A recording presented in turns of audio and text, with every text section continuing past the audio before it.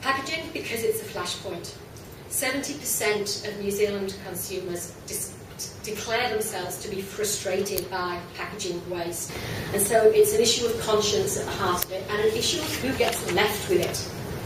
So when you buy something, you want the product, you want the content, you don't want what it came in, and you're stuck with it. And, you know, in Auckland, they're increasingly going to be providing more and more curbside recycling. In overseas countries, now you're starting to have to pay for your amount of recycling as well.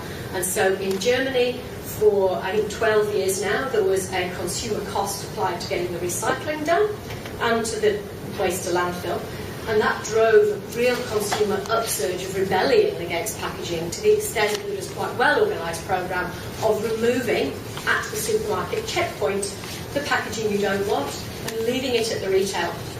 And that's had a major driver in changing how FMCG goods package things that are supplied into Germany. I think it's happening in Holland as well, and maybe into the Netherlands. We're quite a long way away from that kind of government-led driver at the moment. Here, our focus is about let's try and keep waste out of landfill. But increasingly, consumers are going to be not just caring about packaging because it frustrates them to be left with it and from an ethical perspective, but because there's going to be a financial penalty to them being stuck with it as well. And so companies that push the problem onto customers will increasingly become less preferred than those that take ownership for a great experience in packaging. And we're seeing some of the largest corporates in the world starting to engage with this. Coca-Cola. 25% of their plastic bottles are now made from recycled plastic in Europe. Of course, that still means 75% of their bottles are made from oil, but, you know, perhaps we should give them credit for trying. And more than that, they're now inspiring customers to take ownership of the waste plastic bottles. So you can pledge to recycle and you'll get a voucher to get money off more Coke, and they give you handy tips on how to turn your empty Coke bottle into a little propagation mini greenhouse you can put over your seedlings to grow them, which is all admirable stuff. It's not actually addressing the core of the main problems that their main products create, which again is a different story about core, but it's just an example of how even some of the biggest and ugliest corporations in the world are starting to deal with this issue of packaging because it's such a consumer flashpoint.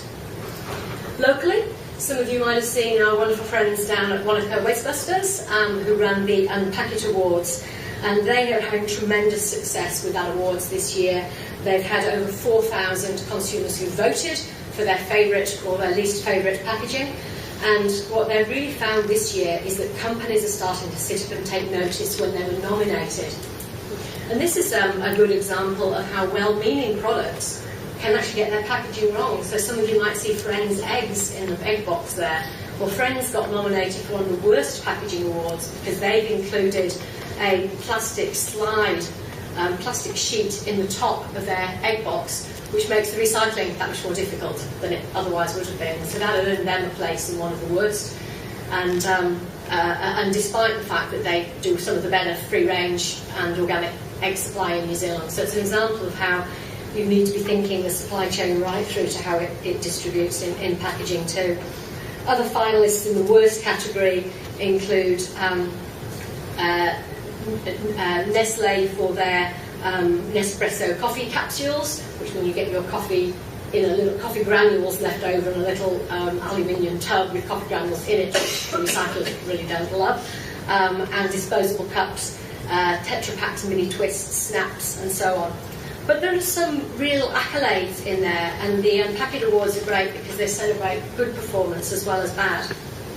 And so we have Green Man Best Bitter, a real favourite of mine, and we have Chelsea White Sugar, which is a great example of retro packaging being celebrated for keeping it simple. It's a waxed paper bag. It'll be the same style waxed paper bag that they've been distributing their product in for, well, probably more than the lifetimes of everybody in this room, actually.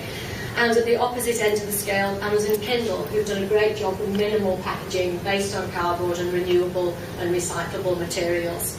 But it doesn't have to be the entire packaging that can make a huge difference. So Sainsbury's, UK supermarket brand, improved their juice cartons by removing the little tiny plastic ring that sits underneath the screw-off cap. So they got rid of that little plastic security ring, and that meant that they took out 65 tonnes of plastic a year from the UK waste stream. a lot of cartons of juice, but when you increase it by those increments, it makes a massive difference. But the innovation isn't all happening overseas. I have an innovation here which even made one of New Zealand's great packaging innovators' eyes open wide when he walked in the room this afternoon. So there's a New Zealand home cleaning products company called EcoPlanet, and this week they're starting to distribute into shelves in New Zealand a cardboard laundry liquid bottle. So this reduces the plastic that's used in a laundry liquid bottle by 70%. It's a US approach to technology. The cardboard is made from 100% recycled paper waste, and when you've finished your laundry, you crack it, it pulls open with your hands and gives you two cardboard sheaths, which you can either put in your paper recycling or use to grow seeds or light the fire, all of those. And inside the actual carrier container is to a collapsible plastic, which is fully recyclable throughout New Zealand. But obviously, if it does end up in landfill, it takes a lot less waste. So EcoPlanet is doing some innovation. They reckon it might give them a year head start on anybody copying it. I'll be interested if they get away with it for that long, but good on them for leading the charge with that. And of course, they do back it up with their products as well, being an Enviromark certified product.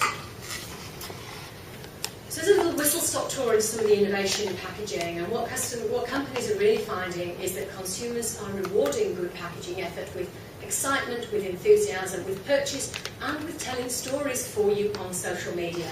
As a marketer, it's music to my ears if you can encourage your customers to love you enough to want to rave about you online to thousands of people in seconds for free. It's a damn sight cheaper than buying an advert.